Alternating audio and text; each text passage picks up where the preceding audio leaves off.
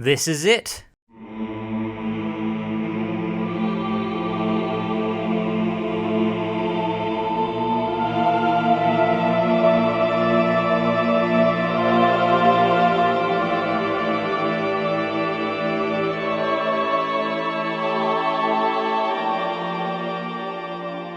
Never thought I would see the day where these manifestations would make the shelf and haunt my existence, but here they are, the Blast Games Saga. If you don't know who or what Blast is, simply put, they were a publisher that would make some of the worst cash grabs for the PlayStation 2, Nintendo Wii, and Nintendo DS. Mainly the PS2, and their main sellers were movie and TV licensed games because, of course they would. From Captain Scarlet to Lassie, Thomas and Friends to Mr. Bean, Water Horse, Legend of the Deep to Little Britain. Yeah, they made all of that. All done cheap with as little budget as possible, managing to be put up on the shelves for an expensive buck. I was very forgiving the first time you came around, my friendo. I will have to admit that I have to forgive the one programmer, yes, one programmer and an art team from Brain and Najal for actually, trying to make a game. I know it's not an easy job, but yeah, I don't hate them for doing this. Those were the days. Now, I'm still gonna source the good from the bad out of all the Blast games that I'm gonna cover today. And you might think I'm gonna cover all of this. It's not even the whole entire Blast collection. But to save an aneurysm for today, maybe not, maybe so, I'm just gonna talk about 5 within this abomination. So let's start with Babe for the PS2. God damn it.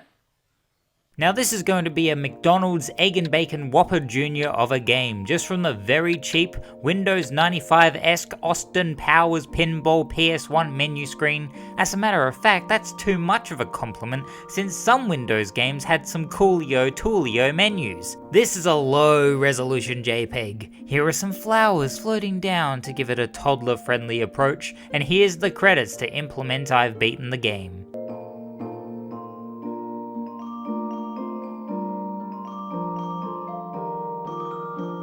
Carrying on, Charlotte's Web. I think I'm gonna go back to Babe before we get to that. The game was developed by Aqua Pacific, and we do not give a damn about the year it came out. Well, 6 years after Babe Pig in the City came out, I was probably not going to rack in the movie tie-in cash. I mean, they are good films and I enjoy the dark and bonkers approach to the sequel, but did we need these? Blast thought so, you smirky ba-bomb douchebag. So, from the menu it looks like Babe implements passwords as if it were 1987, and entering the game it looks like it was released in 1997 for business PCs. It's honestly beautiful, a pure masterpiece if you look deep into it. There was once a story about the development of this game. And I'm not telling you because the graphics aren't worthy of discussion. You don't need me to tell you they're bad and what's wrong. You can look at that for yourself.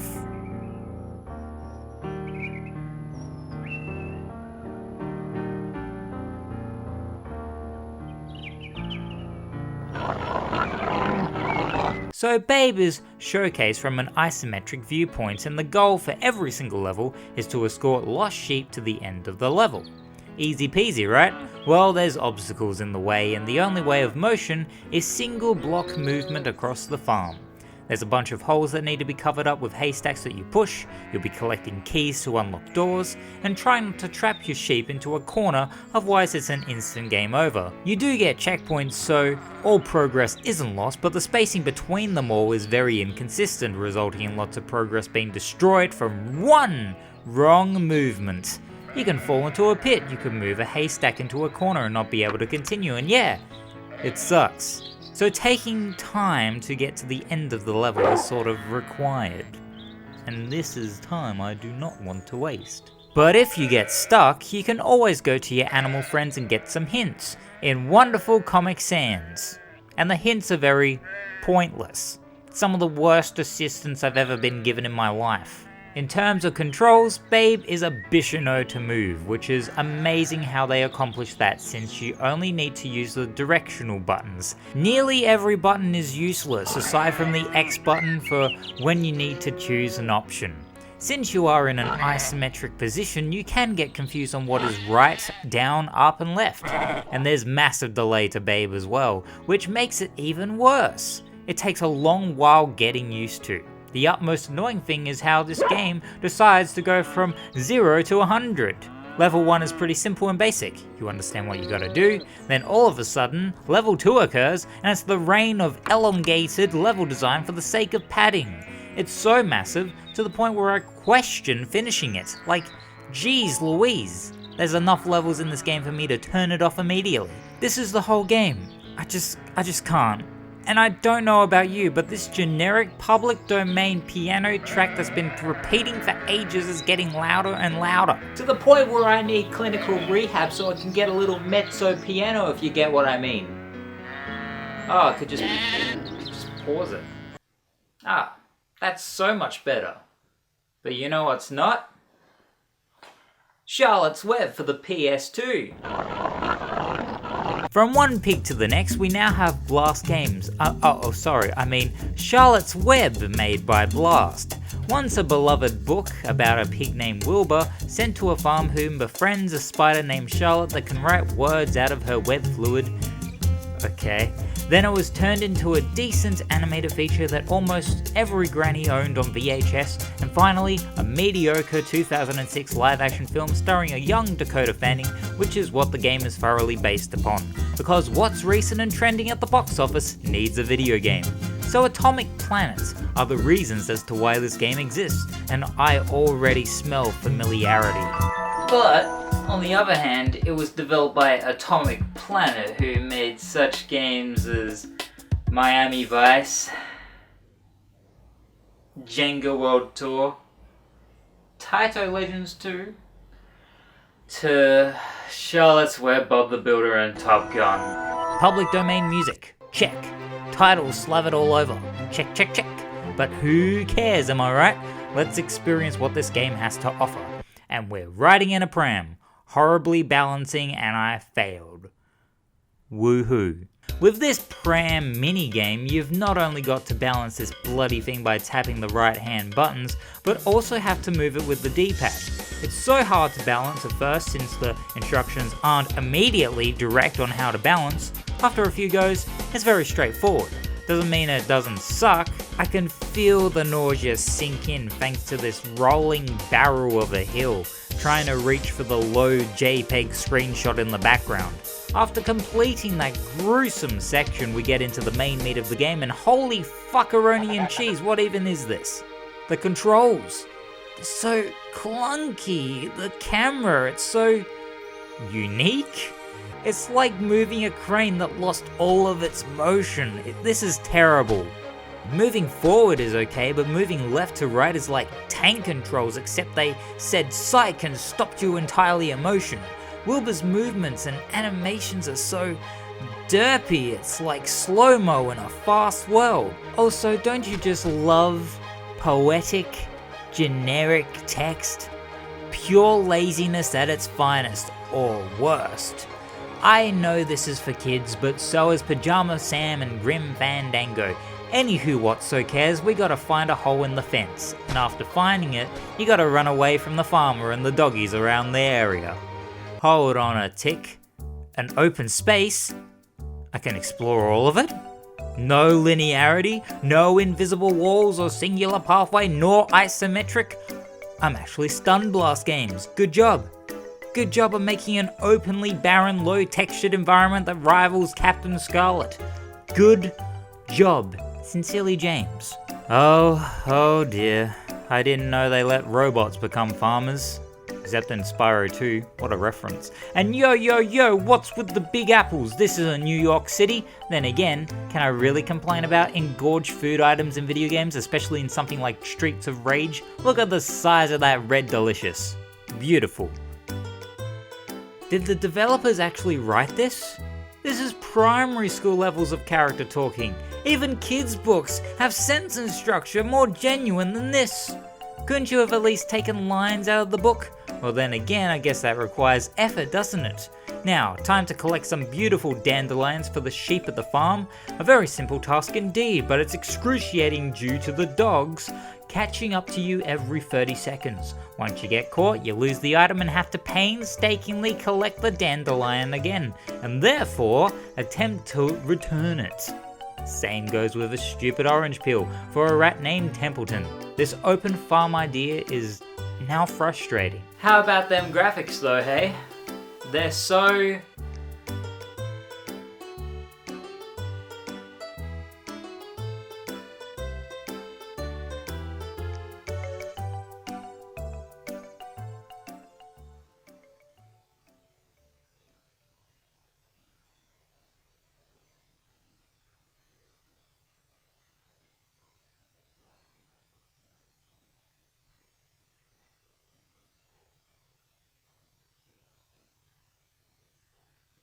breathtaking. Finally, after all this time you meet Charlotte, meaning Minigame Fiesta.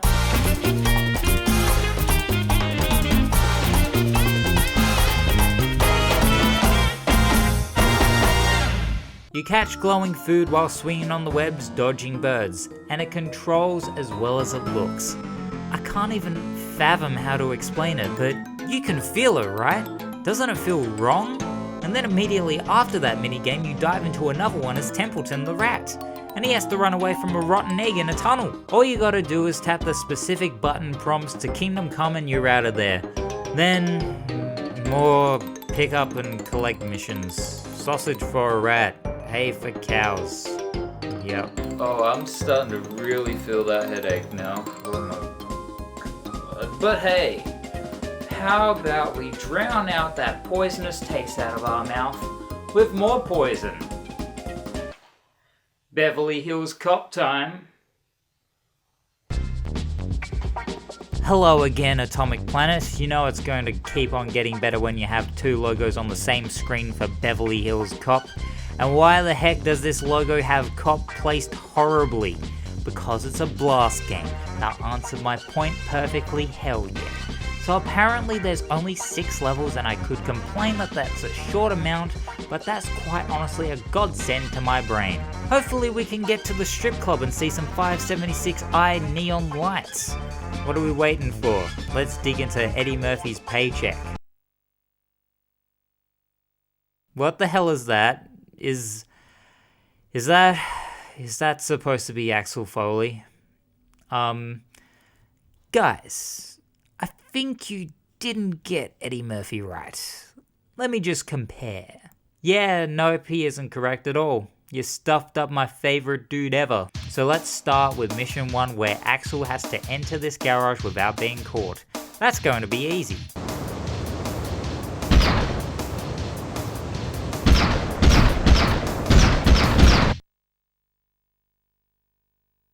Okay then, if you're going to be like that game, I can always turn you off. I did it to Babe. I did it to Charlotte's Web.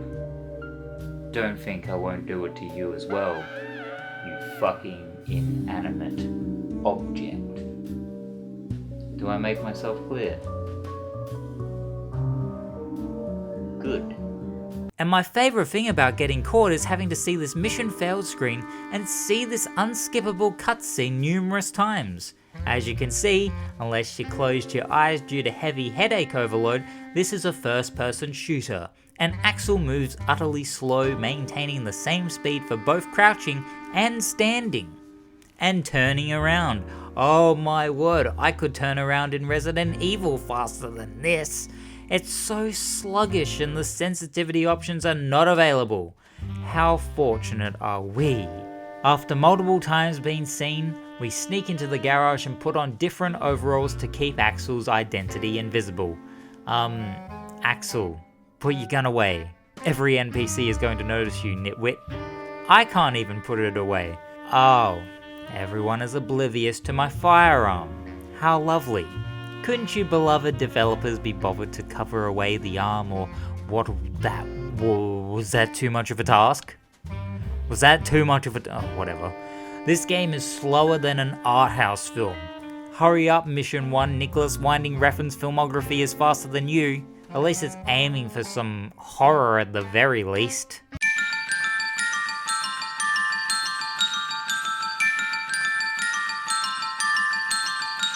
Axel grabs the keys to the garage office, accesses the computer. Oh no, it needs a password. Time to scout about again. Apparently this supposed geek who looks like a real estate agent, no you will not sell my house, has the password. Then this weird Wheel of Fortune spinner thing appears in the red, green and yellow dots or your conversation boxes. It's basically a luck-based win/lose situation, not out of text choice. And while all this text keeps popping up, you can hear Axel Foley in your head, but reality says there's no dialogue being spoken again. Look, blast. We aren't a vaudeville act in the 1920s, get some voice actors, why don't you? You access the computer and bad boys ask you questions, and hello there, spelling error.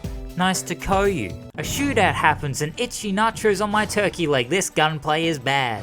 I can't even comprehend it. The hit detection is woeful, the aim reticule is helpless, the precision is not even there and the majority of shots are taken to chance. And even the frame rate agrees with me. It can't comprehend anything at all.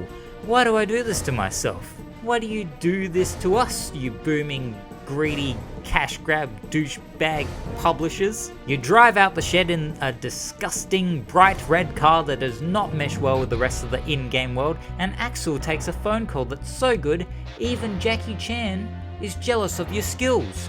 And this game has taken its toll on me, so I said goodbye to the strip club, which I've never ever done before.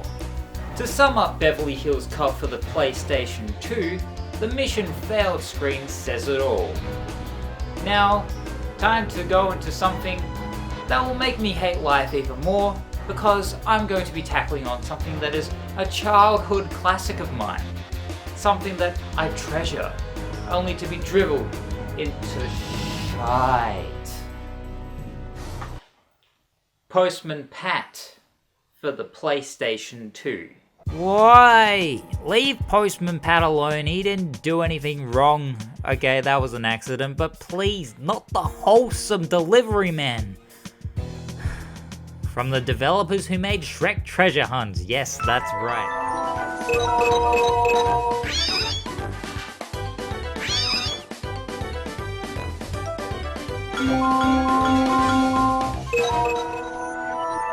The Code Monkeys comes Postman Pat and...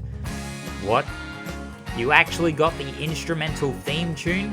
This is just like Thomas Friends A Day at the Races, where the recent theme tune plays in all its glory. Whilst it may not be the original classic intro song, it's still welcome, I guess. Getting into the game itself, and hello there, cutscene, I wasn't expecting to see you today.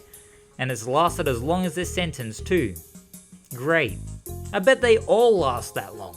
First minigame is to pack Julian, Pat's son's school bag, and the main thing to do is pick the correct items on the list using the command buttons. I don't know about you, but a teapot is exactly what you need for school. Same goes with the pair of drumsticks. I mean, what if Julian wanted to play in a band or something? Well, that's the end of that, I guess. Look at those high scores. Can't believe I'm so high on the leaderboards, beating AAAA, BBBB, CCCC, and DDDD. Woohoo! They didn't even try. What's up now? Hide and seek? Oh hell yeah, I can't wait to play hide and seek with these video games of mine, because I'll drive myself out of town to never see them again. Joking aside, we have to find Jess the cat, who is hiding behind one of these objects in the still image. She's so easy to find that the game sends me to another separate screen. Just have to keep on finding her. Keep on finding her, moving the cursor, pressing on the objects like a PC game on a PS2. Next game is to stamp letters in a mediocre quick time event style. Riveting. A memory game with letters. Do you need any more context? It's a memory card game. I'm sure there is more allegory behind this sequence, but I shall move forward so we can at least get through this amazing extravaganza. I feel like I should be talking more about the short cutscenes of the game. They are easily more entertaining than the games I've been playing, but hey, let's fill this van and cram it all up with oddly shaped parcels. There's a cross, a giraffe/llama, and it goes on for multiple rounds. And it all plays the exact same. I'd rather play a memory card game on repeat because I'd at least get value out of it. Hopefully Windy Stack makes this experience a little less boring, because even the script is starting to sound worse due to it.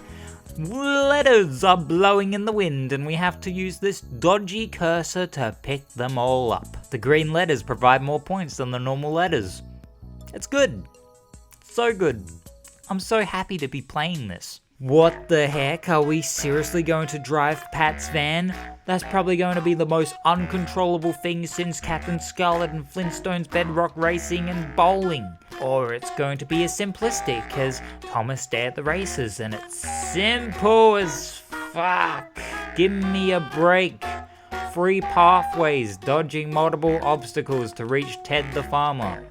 Can't we just watch the show? I would rather watch Postman Pat the movie because at the very least, Peter Gabriel's Big Time plays in a montage and evil Nazi Patbots are there too. Afterwards, Ted unleashes a whirligig and goes up in the air to help Pat point out letters around the town. Pat must move really fast on his small legs, rip. And Ted must be an absolute giant according to these scales. Have to move the slow jagged cursor yet again, hurrah. I feel like this was destined to be nothing but a PC activity center game, but it was made to look like it could be a full-fledged game for all the kids to enjoy. I'm getting so sick of this, we're gonna breeze through. Pat has to feed animals and look at those beautiful hands and compare them to the rest of the scenery around the place. Definitely can't see an uncanny difference between the two, that's for sure. Skip. The next minigame is the same as the Pat Van game, but instead it's a bike race, playing as PC Shelby the policeman. Of all people, the police officer in a bike race? Let's go! Hell yeah! Now you gotta mash the X button repeatedly like a boost. Dodge all the things on the road, and after you win, PC Shelby gets a trophy. And next up is...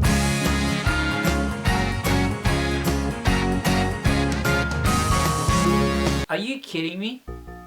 That's it? 20 minutes? What was I expecting? This is Blast Games at its absolute usual and absolute finest. Anyway, let's take a look at the final game that I dare to choose, being Bob the Builder, Festival of Fun on the Nintendo Wii. Whoop-de-doo-da-day. First, I would like to thank Nintendo for licensing this game, and good job on you, Sony, for distributing these atrocities. Never been so happy to play all these games at once in my life. Bob the Builder is something I watched as a kid but wasn't a major fan of. Construction wasn't my strong suit, yet mailing letters to your door and being the hero next door were my ultimate goals. The game was developed by Houch, which sounds like token spam on a Sunday afternoon. I have no clue what they made, and let's hope that they stay forgotten. Oh wow, we actually get the intro and cutscenes from one of the episodes. It may not be the original, but it's better than nothing or this. I feel like I've said this before, you can tell I'm losing my head. For Festival of Fun, it revolves around one of the episodes from the show, which is about Bob and the gang building a music festival, and that means minigames, and more minigames. Ones that will waste time and ones that will waste time, but at least there's some progression though, getting to see the evolution of the festival's preparation and construction. What's up first? Well, we have to put rubbish into 3 coloured rubbish bins by pointing the Wiimote at the sensor. It's responsive, it works, sometimes, and this could be fun for kids. But so is Super Mario Galaxy, Zack and Wiki, Animal Crossing Let's Go to the City, Legend of Zelda Twilight Princess, Beat the Beat Rhythm Paradise, and Okami. Such beautiful games. I want to play those. 5 minutes of paying off Tom Nook's bill is more fun than digging out 2D branches, rocks and sawing wood. I'd rather flick my Wii remote to spin through the Star Transporter in Mario Galaxy than blow leaves into a bag. But I guess it's fun. Who am I kidding? The leaves just hate going inside the bag. Just get the heck in, please. Who doesn't want to play as Scoop? He's yellow and cool and he can dig things. And the objective for 3 solid rounds is to dig along the white lines, scoop tree trunks out of the ground, and blare your horn to scare away the intruding rabbits. The controls are so janky, they take time to get accustomed to because it begins unresponsive. They are so unresponsive that I'd have more entertainment riding on a surfboard underneath the water. It goes on for so long, but not as long as Dizzy's minigame. Dizzy's minigame requires you to rotate the Wiimote in order to mix pink cement, and then you have to move about. Oh dear, the D-pad movements are so weird. What even? I can't even describe how bad this is. Just look at the movements I'm achieving. I hope this clarifies how odd this is. Then you have to pour the cement into the dug up areas that Scoop did in the previous minigame. These minigames, they go for ages, longer than needed, and what's with the random holes all over the place? Whoa! What the hell was that? Dizzy had too much cement mix in her diet. Dizzy moves so freaking slow, I could fall asleep doing this. Up next is Scrambler, and you have to drive from point A to point B with some multiple choice pathways that only add variety to the location, not the challenge. This is the frame rate, the stupid lines. Whoa, sweet move! Wicked! Check me out! Oh, wipeout! Beautiful scenery, that was a joke. The controls are heavy and floaty like Captain Skull. Why do I remind myself of that? Can I build a glass dome or something? Oh hey, the next section is building a glass dome. Oh ha ha ha, what a coinkydonk. First task is to put all the triangles into their places. Woo. You go, blue vehicle I can't remember the name of. Wendy looks like the life was sucked out of her. She's so out of it, like me. After that, you put different shapes into their blueprint places and to finalize the images. Easy peasy. And now the third part requires nailing the glass dome in place, hammering in the most unsatisfying way. Have to wait for the hammer to move close to the nail and tap the button. I would reference something else that's a bit more MA15 plus, and yeah, you get what I mean, but we're gonna press on. But who cares about glass domes, eh? When you can make pizzas. Who doesn't love pizza, hey? It's so beautiful. I wouldn't mind me a fat, oily, juicy, carbohydrate bush ranger pizza. I'd rather that than what Mr. Italian Stereotype is spinning here. These motion controls do not respond to the spinning. I repeat, they do not respond to the spinning. You have to raise your Wiimote and spin about vertically, but the sensor doesn't register, it doesn't like it. So I just waggle it till it responds, and there we go. The best part of the pizza minigame is putting random stuff onto the pizza itself, like eggs. Whatever floats the customer's boat, it's okay, but I've seen better food decorating. Bob the Builder on PS1 did better, with a birthday cake. Spud wants bloody turnip and apple on his pizza. What a root legend. If you thought the pizza saga had ended, no, you did, no. Now, Mr. Italiano has to take his pizzas to the festival, walking slower than the frame rate itself. You now play as Spud in a first-person perspective, using his hand cursor to shoo away the birds coming for that delicious unboxed pizza. That food is going to be spread with infection. This is basically House of the Dead in slow pizza motion, and I hate every minute of it. This whole minigame goes for 15 minutes with 4 locations. It's so slow and painful. The pizzas would be cold by then. Look at this. I can't believe they thought this was a good idea. And the audio is so excruciatingly loud. It's Freddy Crow.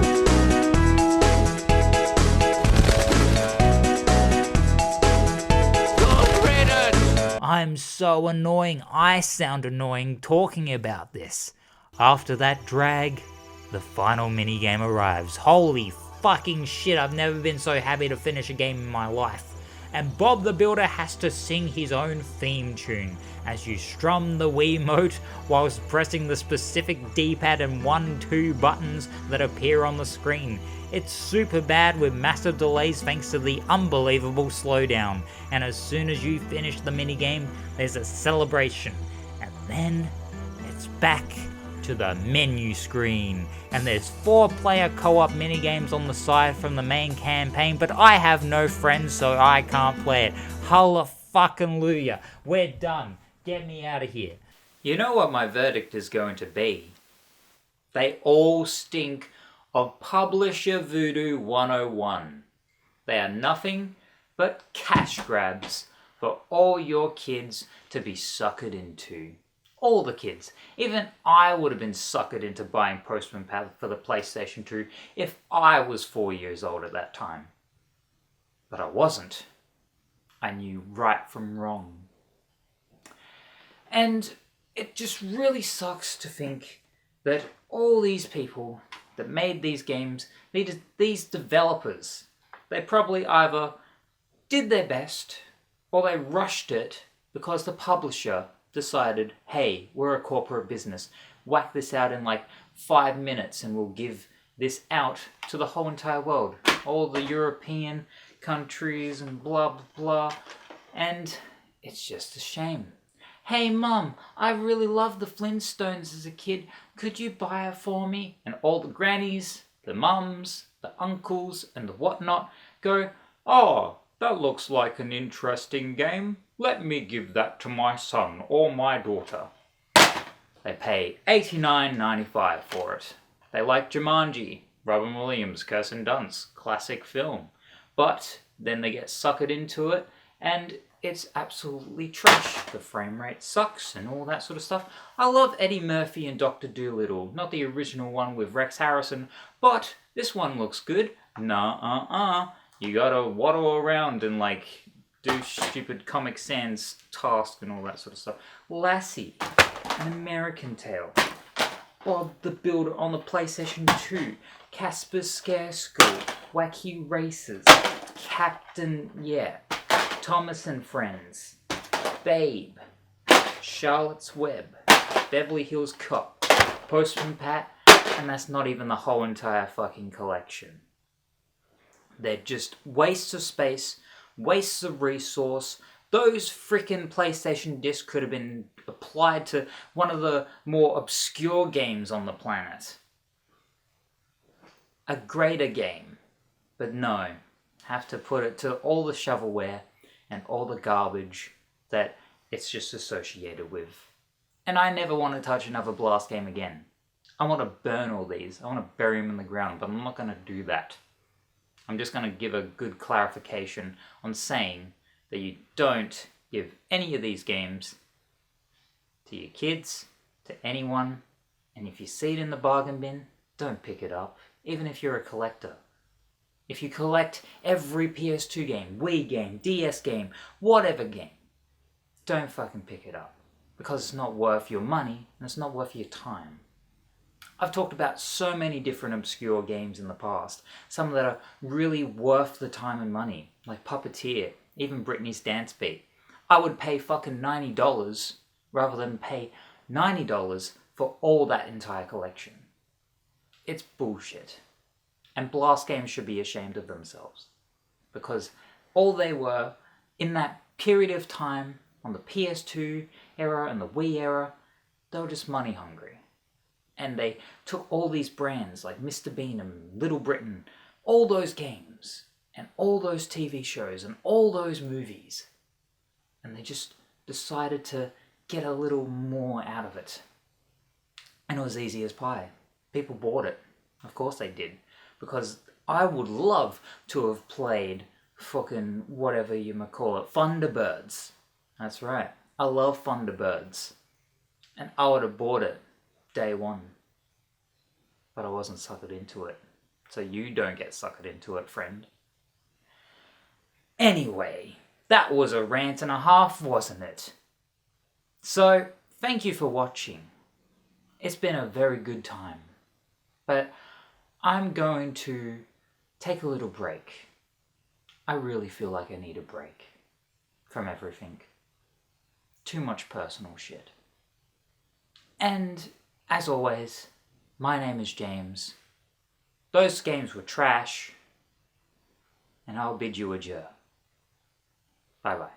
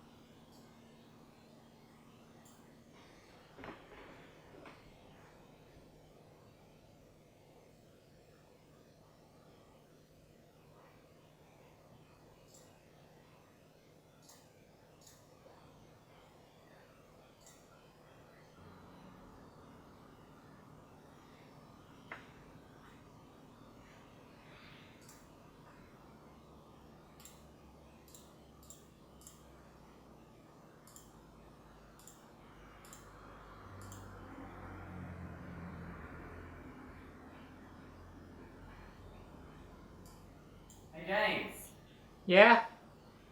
come here for a second. Alright, I'm coming.